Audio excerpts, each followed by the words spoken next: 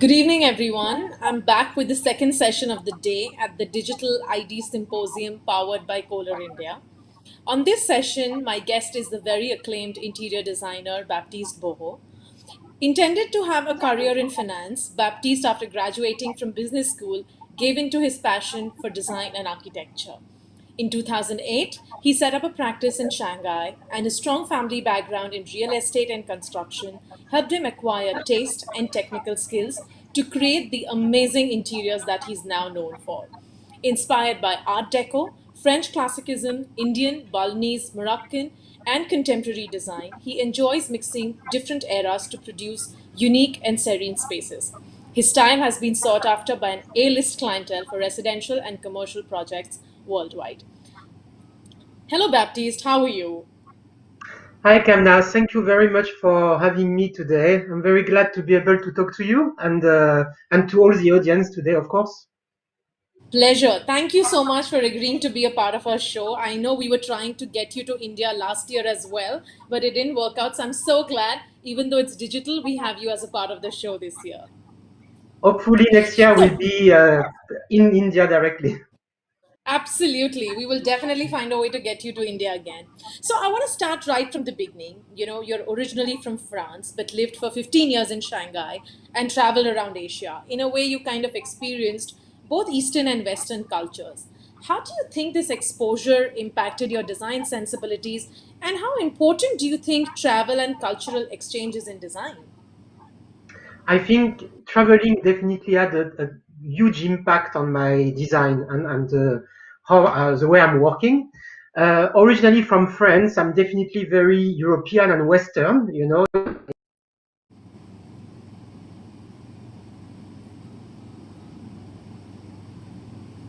Did Of we course, after living lose? there for so long.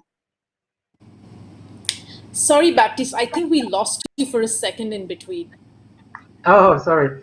I was saying that definitely the French heritage was playing a big role in my design style, but the influence that Asia had and all my trips had on the design, I think is also very obvious. Actually, all this traveling brought a lot to what I do today. I think it brings a big part in my work.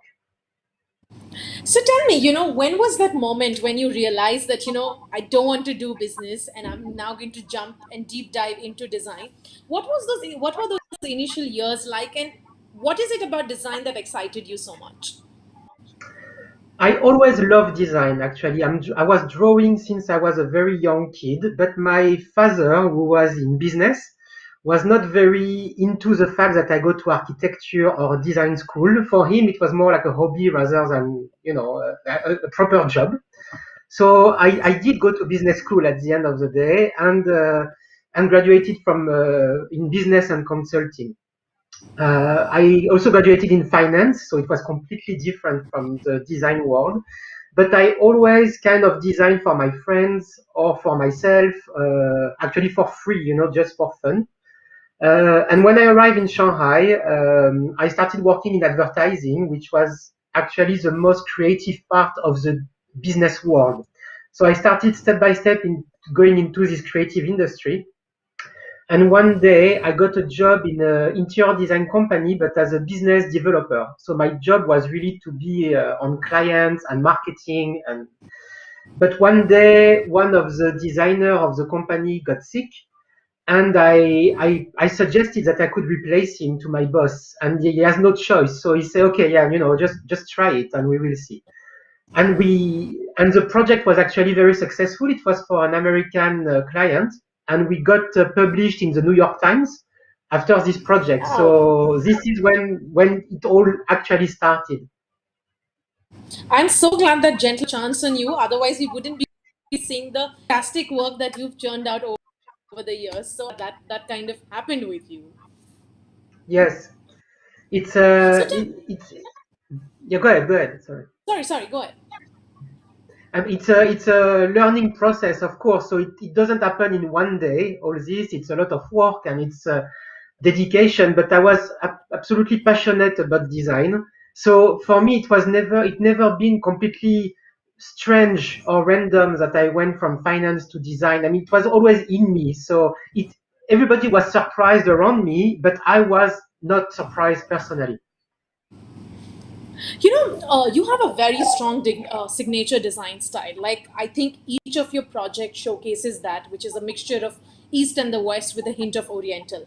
And I think there isn't a single project of yours where this is not so evidently visible. How do you go about finding this signature style in every project of yours? What's that process like? I mean, sometimes, when you have different clients involved, it becomes difficult to kind of cater to their demands, look at your design style, and always have that cohesive language. But you seem to achieve that project on project. Tell us more about that process. But first of all, I don't see it myself. I don't see myself that I have a signature. So people tell me that, but I can't tell by myself. I think it's just a very natural process. Is that I like certain colors. I like geometric shape. I like the mix of culture. Whether it's Balinese door, Indian furniture, Moroccan or French. I like to mix all these different items together. So I can't say that I have a way to create that. It just happened. For actually, I feel my projects are very different from one another because clients are completely different and their homes are different. But people tend to see some similarities in it, which is probably true. I just don't see it myself. I think I stick very true to what I do and what I like. So when I'm talking to clients, of course, I listen to what they want. At the end of the day, it's their home. But I also go with my instinct and what I think should be done for their property to achieve this kind of design. So tell me, Baptiste, when a client comes to you with a brief and you've kind of taken on in everything, what is the first thing that you do? What is your starting point like? Like, do you indulge yourself in some sketching? Tell me a little bit about those initial days when you're trying to zero down on a design. So I do a lot of residential interior, which is quite specific for interior design. I think it's one of the most difficult one compared to commercial, because when you do residential, you really need to fully know the client and fully understand what they want and who they are. So it's a lot of psychology. So the first part of my job is really to be into psychology. So what they are, who they are, what they want, and try to translate what they want with what they tell you. Some clients may tell you we like modern style, but when you dig into it, actually they don't like modern style at all. Right. So True. and also you have, when it's a couple, a man and a woman, you have to face a lot of arguments, between them and to combine their tastes. Sometimes their tastes are completely apart. So the beginning of my job is really to have this role, to gather the information and to understand what they want. Usually, I also ask them few picture, of places they like, or some picture from Pinterest, for example, that they would like, just for me to get some guidance on if my style can match what they want also. The second part is the space itself. The space is really important to me. So whether it's a house, an apartment, but its location, how much light goes into it, like how much height we have for the ceiling. All these items are very important for me to develop the interior of the project. So that would be the first stage of beginning my work. I'm a huge fan of your work. I mean, personally, I think you're one of those international designers who I really, really look up to in terms of what is the next thing that you're doing. In my personal observation, I generally like to describe your spaces as controlled maximalism. I don't know if that term technically exists in the design world or not, but that is something that I see where a lot is going on, but then there is this evident design control which is still there in the spaces. How do you know when to draw the line? Like, what is that point that okay, you know what, I have to stop now, the space is completely fine. I want to know, for experiments so much with material, what is that like? Well, actually, that's one of my problem is to edit myself. Like I could, for me, more is always more, you know. I'm really not into a less is more kind of strategy. I love objects and I love decoration. So when I start, for example, working on a Balinese style home, I could shop all day long for Balinese item and it's so I just need to edit myself. So usually the client is helping me to edit myself as well. You know, they tell me, okay, no, I think it's a bit too much. You know, like but it depends. Like during the construction of the project, I go to the site very often to check the situation, and I edit myself during this stage as well. You know, like sometimes I feel okay, this is enough. You know, you've done enough. We don't need to. It shouldn't be overwhelming.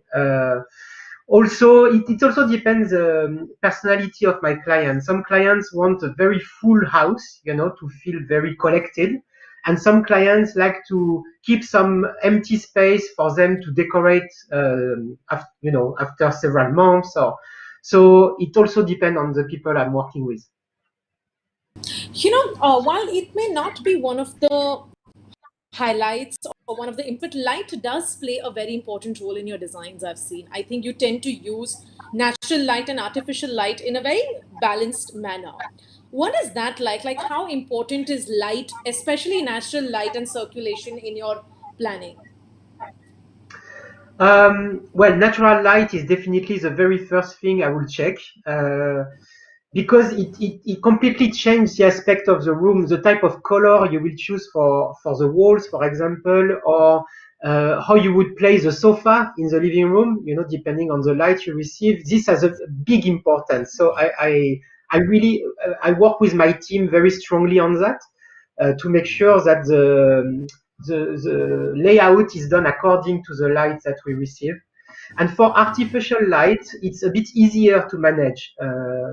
For artificial light, I tend to basically multiply the source of lighting. I don't like very big, strong light in the ceiling, so I always use like table lamp, floor lamps, which is quite typical of Parisian interior actually. And we always use dimmers. So thanks to dimmers, you can control the light and create some different mood for the morning, for evening, for a cocktail at night, for a romantic dinner. You know, you can play with the light, and I think light plays a huge importance on your comfort in your house. So it's very key as well for the success of the project. Right early on in the conversation, we spoke about how you work across geographies and different cultures. How does that affect your approach? I mean, people, what they want in Shanghai versus what the European market wants versus the American market, the demands, the style of living is very, very different. How easy or difficult is it to balance that? Does your approach change? What is it like? Yes, it is very different, and each culture has its own, you know, request and way of living. In China, when I arrived, so after 15 years, of course, I know a little bit more the culture in China, obviously, but it was a very long learning process, you know, because it's a very old culture, and there are very Correct. different habits that Westerner, basically. So I had to learn how to please people and the way they live. Like feng shui in China is very important. So all about the It's huge. energy, it's huge. So I had to learn about feng shui, obviously. Otherwise, I couldn't do properly my job. And you have to learn about how family lives together. In Western culture, we don't really have family living together with grandparents and grandkids. In China, yes, you know, the grandparents live with their children and their grandkids. So you have to adjust to that kind of living standard. And design-wise, for the style, you have also some you know, some particularities. Like for example, black color in China is not a very good sign, you know. So All right. Chinese people don't really want to use black too much. In my style, I have some black lines. I Black. had to edit a little bit Correct. my style to please them, to make sure that they are not offended by it. They love red, you know, so red color is something that comes back very often in their request. When I worked in Bali, for example, it was completely different because I was working with European that bought a summer house in Bali. So again, like you go from a completely different point of view, and but it's something that I actually really like in my job is to jump from one culture to another and to a type of people to another type of people, you know. So of course everybody is different, you know, within the same culture, everybody has its own request as well. But it's, I don't know, it's a very interesting process I feel in what I do. I'm sure it also gets very challenging, right? Like, because every time, every culture and every geography brings a new set of challenges right from the ground level up till the client. How do you go about, addressing those? I'm assuming working in a Chinese market versus working in a European market, it's very, very different, whether it's contracts, whether it's business. How is that like? What is that process like? Um, as a foreigner, you need people to trust you because they have these beautiful homes, and you know the budget is high, and as a foreigner, you need to for people to trust you basically with their home. They don't really know you, and so that's the challenge at the beginning is to make them feel comfortable and understand that you are here for them, you know, and you will work with them until the end. So I spend a lot of time with clients to talk about their needs. I spend basically I give a lot of my time to them, especially at the beginning, for them to really feel that that we can connect and that I can relate to their request. Another challenge is um, during the process, you know, to be able to manage the cost, to manage timeline, to manage the team operation, especially in a different country like China.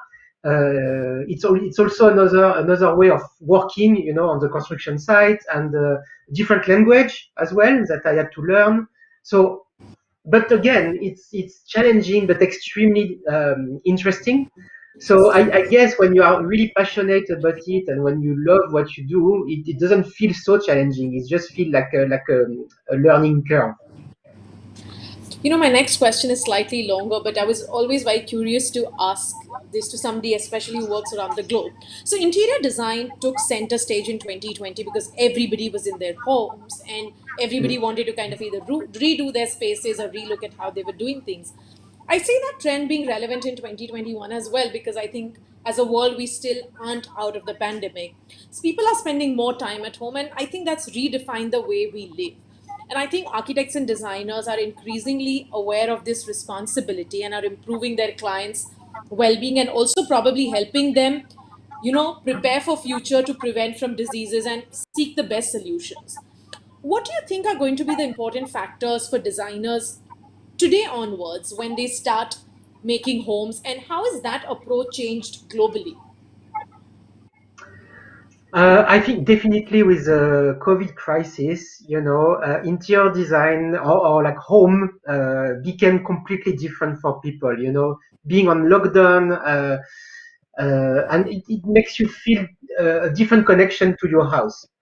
So we got many requests after COVID, after lockdown. I mean, for people, you know, to improve their home or they bought new properties with a larger garden, you know, that kind of thing, because people want to have more space, basically. I think for interior designer, it's really about making people feel comfortable in their home, creating maybe new spaces like home office, you know, like now everybody wants an office at home, a comfortable office at home, since many Right. people have to work from home. A gym as well, you know, because the gym club were closed. They spend more time cooking with their family. So it definitely will change what living is, I guess, and this will change for many years to come, I believe, because it will have a strong impact on how we live from now on. Right. Early on, we spoke about color. I mean, and yes, you touched upon monochrome, but you also at the same time have a very strong affinity towards color. So, you will have this Yeah. black and white space, but then we'll suddenly see a splash of blue or red. And, it's often said, right, that colors can influence our sensations and can help humans perceive a space very differently. How do you think colors influence a space and the psychology of people who are occupying those spaces? I think very importantly, play a very important role on your mood and how you feel. So one question that I ask clients is which colors they like, a very basic question, but I don't want to put colors that they would dislike to start with.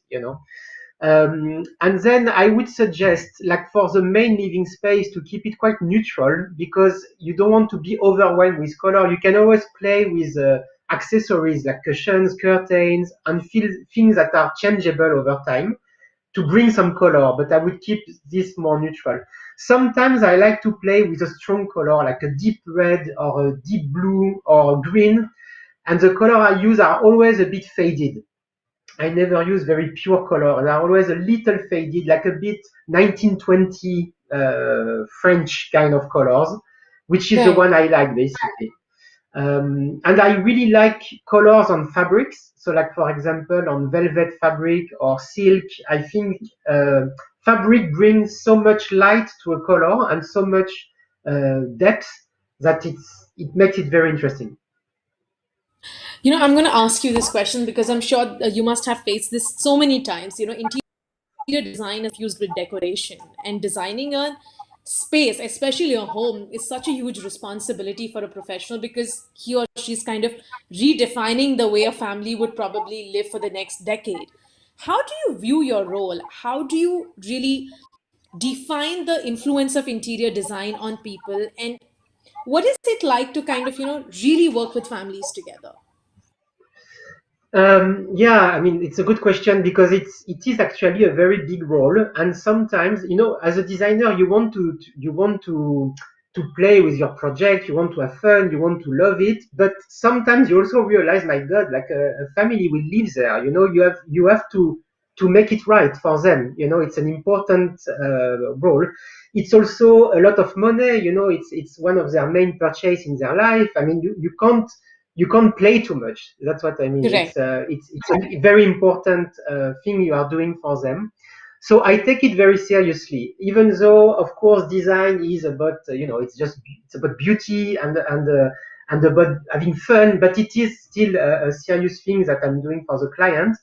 So I know that it has an impact. So I'm being careful with each family member, whether it's the kids or the grandmother or whoever live in the house. I want to make sure that every person get what they want, in the right amount. So when we work on layout, we need to make sure that all the functions the family require are in there. And if we have to compromise, we can compromise, but I'm trying my best to fit all this into the house.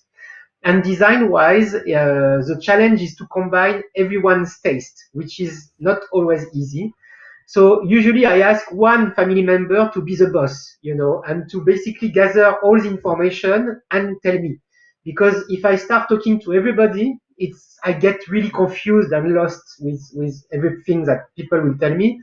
So usually I ask the client to designate one person that will basically give me a brief on the style. But it has definitely an impact on their life. So it is a challenging process, and you have to take it very seriously.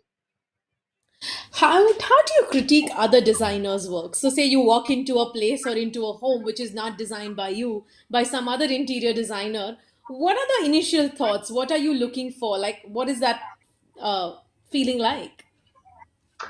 I'm very interested by other designers' work. Actually, I follow on Instagram, on Pinterest. I love to see other people's project, whether it's my style or not. It's just very interesting to see what people would do with a space. I have a lot of different influences from different designer, whether it's from Indonesia or from France, or that I really like, that I really enjoy their work. I think I like 90% of what I see when it's very true to what they are. When you see that there is a lot of work behind it, that there are details, that it's thought about. I tend to dislike when it's too easy or too, like a bit too random, that you don't see a real story or that you don't see details. It's very easy for me to see if there is a lot of work behind it or not work.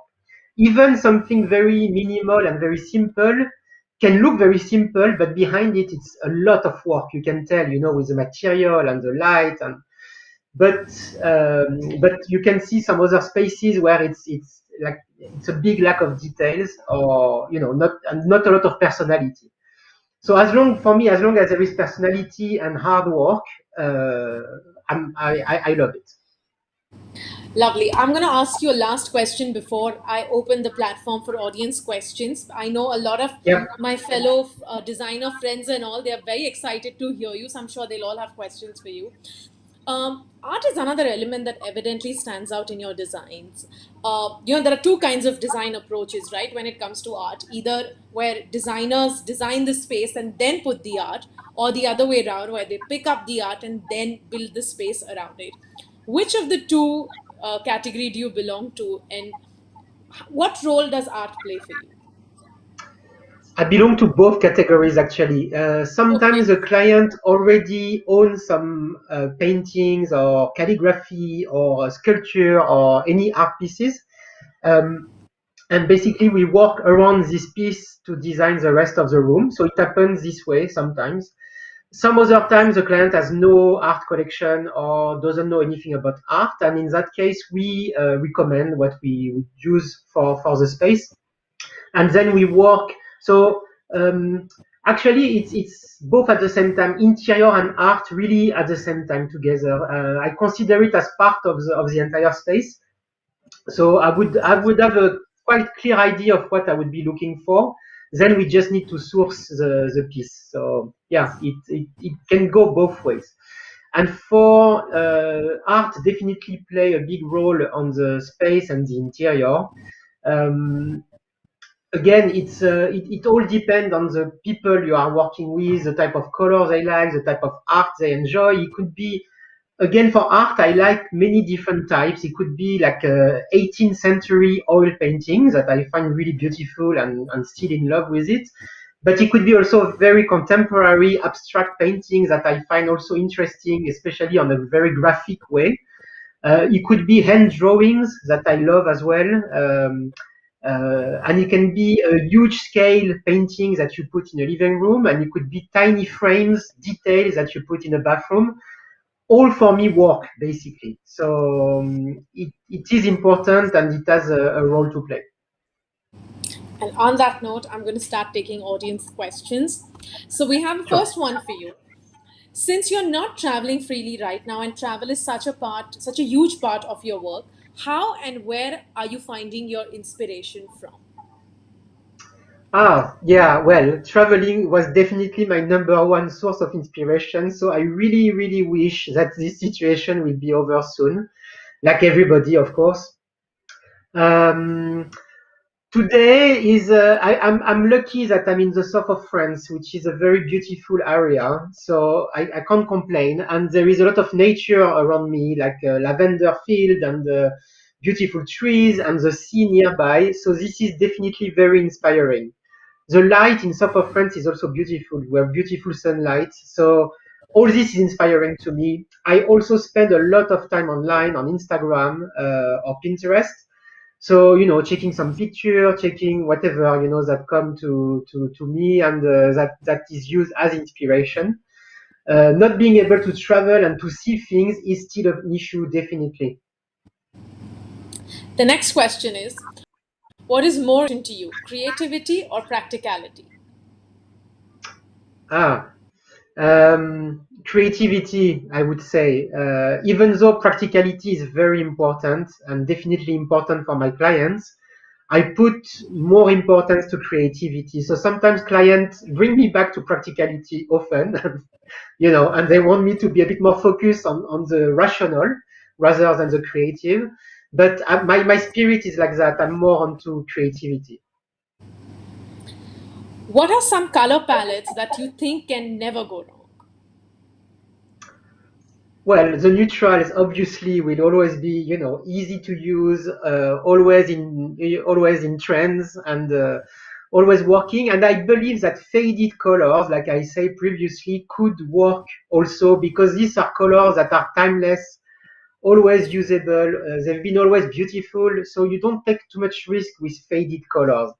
If it's too bright or too strong, you take more risk, but risk is not necessarily bad.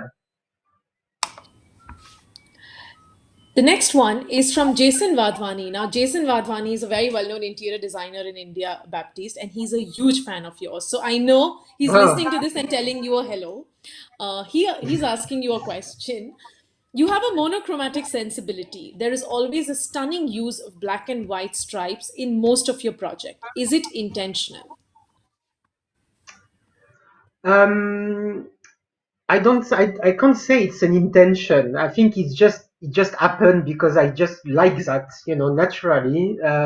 People told me very often about my use for this and or ask me this question why I'm using stripes or black and white patterns. I really don't know how to reply, and I don't know where it's coming from. I always like that. When I see drawing when I was like 10 years old, I was already doing stripes or things like that, on furniture. And so it's always been something I like. Even in fashion, the way I dress, there is always some black and white. And maybe it's French. I don't know. Really, I can't answer that. I just like it. And also, I think it always works somehow. It's timeless, and whatever you use it for, it has a sense of elegance.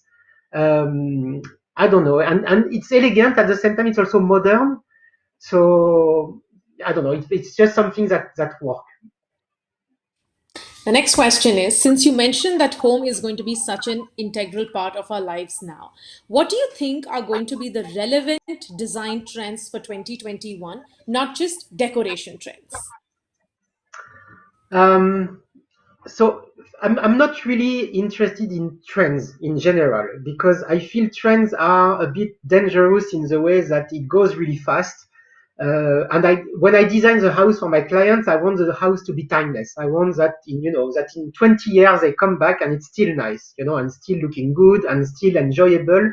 So I'm careful with trends. However, of course, we live in a world of, of trends and fashion. So you are still influenced by it, obviously. I think the biggest trend will be more a psychological one rather than just a kind of color, but it will be really about the art of living, living in your home, being comfortable in your home. Maybe with COVID, we learn how to live a bit slower, maybe buying less things, not so fast, consuming less, traveling less. So I tend to believe that we will be more careful with what we purchase, maybe spend more time on choosing the right accessory or the right piece of furniture or the right piece of clothes, to be a bit more full-minded of what we do, basically. I hope so. And for the house, I also feel we could be now people. I think after this time of COVID, we will need some bright, future and some happiness and some colors. And I feel the entire world is in need of that. So I can feel that what will come. Lovely. The next question is, since you work with a global clientele, do you think in the last 1 year they've come to you with a different set of demands, or is there a little more mindful design demand that is there in the world? Yeah, definitely more mindful. I feel people are a bit less stressed, even though the situation is not easy, but they are less stressed than before, especially with time. They take more time to discuss and more time to think about what they really want and really need. So I feel this change a little bit. And they are even more interested by the house today than they used to be. So they spend a lot of time with me, and they spend a lot of time looking for picture of what they want. I don't know. I feel people are a bit slower than before, which is good. What advice would you give to somebody who's just starting out and wants to make a name in design? Lot of work. Um, it takes a lot of time to learn. I didn't go to a design school on top of that, so I had this handicap that I had to learn from scratch. So, but it takes a lot of time, to learn and to get to know about this business. You need to also be very careful with your client. So you need to listen to what people say, to truly listen. At the same time, and that's the difficult balance to find, you need to also listen to yourself and to know who you are and what you do, because if you don't show what you can do, people will never see it. So that can be a problem over time. People need at some point to see what you can do. So it's a give and take. You need to compromise. Sometimes you need to go with what your clients say, because at the end of the day, it's their home and their money and their decision. But you need to also have a voice and be able to express it. Um, I think my way is to keep humble, but to stick to what I think. So I'm pushing my client, but never in an aggressive way. I'm trying my best to explain why I think this way could be really worth it, worth seeing it. The next one, what are the materials that Baptiste Bohu would never use in any space? Plastic. I really, really, really dislike plastic on furniture, on anything. I really dislike plastic. I like very natural material. I like wood and stone and like real material. Everything that is plasticky and it's something that I dislike. Lovely. How do you balance calm in a space with statement? Say again, sorry. How do you balance calm in a space with statement? Essentially, I think they're asking you is if there is a very loud space which is trying to make a statement, how do you still manage to bring in a sense of calmness? Um, that's a good question. Actually, I think by not overwhelming the space too much with objects, and also with a sense of scale and proportion. Like you can have, for example, an enormous sofa, but you will need to control the size of the rest of the item around the space. I think, like we talked about before, with lighting as well. Lighting plays a very important role in the mood. So to keep it calm and to keep the atmosphere quiet and yet having something a bit maximal in design, light can help you to achieve that. Lovely. The next one is what are your views on sustainable design? This is a dialogue which is across the world. And since you work in so many geographies, how do you try to make your designs sustainable? So we have different way for construction. First of all, you have different rules now that you can use sustainable materials, and also a lot of way, to reduce electrical power with air condition and all these items. So we we have the chance to work on very nice properties that can combine all these features. Of course, it's still very expensive to do. So, this is what we need to improve over the years, because it's still not a process that can be applied to everybody for now. So I wish it could change. The second part is that I really hate to waste anything. So I'm very careful with what we buy and what we choose, because I don't want people to throw anything next year, like to change their bed or to change their curtains. Or I want to have products that can last in time and are beautiful in 10 years and still usable. So to me, this is what the challenge we have with the world now, is how to avoid waste, and especially with plastic as well. But I want to avoid that the most. So to buy things that are sustainable and timeless. Lovely. The next question is how long does your design process take on an average before you start construction? How much time do you spend redoing your designs? Of course, it depends the size of the project, and it highly depends on the client as well, how demanding the client is on concept. Um, I'm gonna tell you, usually for me, in 2 or 3 days, the entire design is done in my head. It's very fast. Like I exactly know what I want to do. The What you rest is want? how to put it together. Yeah. It's to put it together. So to do the presentation and to explain to clients, this is what takes so much time, because you have to make a beautiful visual. You have to bring the client to your ideas. So this takes time.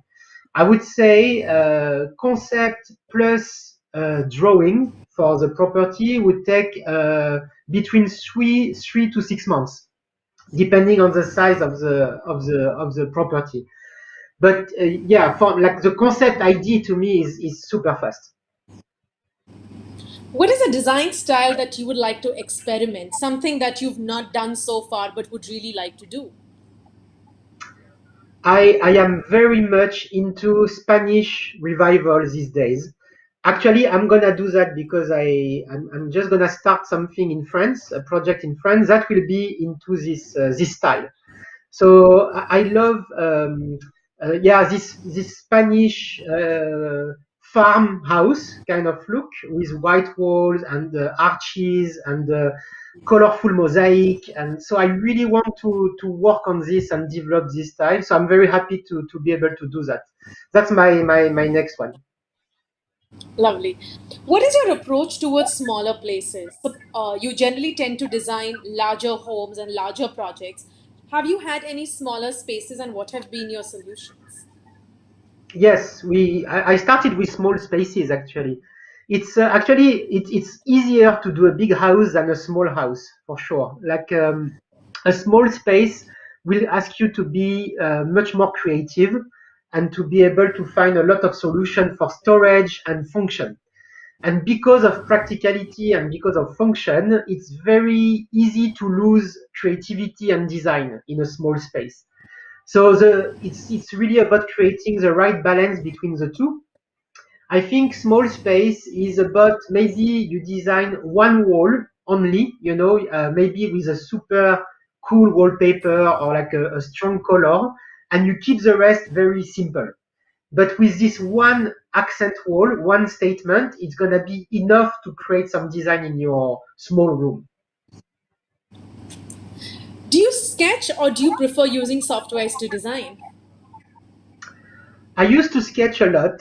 I'm getting a little lazy on sketching, unfortunately, even though I still believe that this is a very good thing for meditation and relaxation. To sketch makes you feel in a different kind of mood and world. But I tend to do that less and less. Maybe I should go back to it. I use a lot of software. I like SketchUp very much because SketchUp, you build your space in 3D very quickly, and very quickly you see how the space will feel like and look like.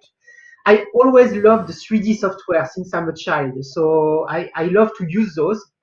Of course, my team is backing me up as well a lot to build this 3D model because it's very time consuming. But I love to do it myself as well. It's almost like a video game to me. So I have fun doing that. My last question to you. Sorry, my last question to you. Yes. Do you want to explore any spectrum other than residentials and hospitality? Um, I really like hotel design. I would like to do more of those. I did few already, and I really have fun doing that actually. Hotel, I really like it because it gathers so many elements, like restaurant, like a bar, like rooms. And one spectrum that I really, really love these days and that I want to get into more is landscaping. I started doing landscaping last year. So we do like a swimming pool and garden design, and I'm more and more into that, which is very new to me. I never thought I would have this passion Enjoy suddenly, that. but but now I love it. Yeah, I really love garden and plants, and so I'm learning a lot about that. And I'm starting to implement a lot of those in the new project we have. So I would love to work on a resort, like a small resort, but with a beautiful garden. That yeah, I would love to do that. Fantastic. And on that note, Baptiste, thank you so much for taking the time out. I know you've been under the weather and you've done this session with us. Thank you so much. I truly appreciate it, and I look forward to having you in India next year. Thank you very much, Kamna. Thank you to all the audience for listening, and I really hope I can be in India next year. I would really love that. Absolutely. We'll see you next year. Thank you so much, Baptiste. Take care of yourself. Thank you. Thank you. Bye bye.